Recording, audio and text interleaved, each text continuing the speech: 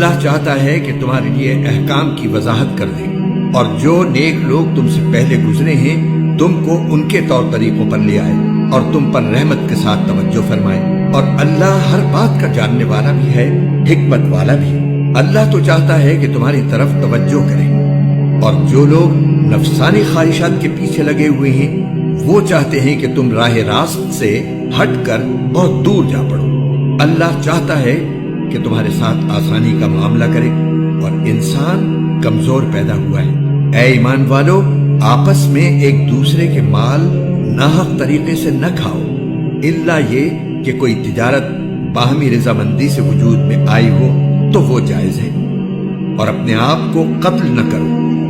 یقین جانو اللہ تم پر بہت مہربان ہے، اور جو شخص زیادتی اور ظلم کے طور پر ایسا کرے گا تو ہم اس کو آگ میں داخل کریں گے، اور یہ بات اللہ کے لیے بالکل آسان ہے۔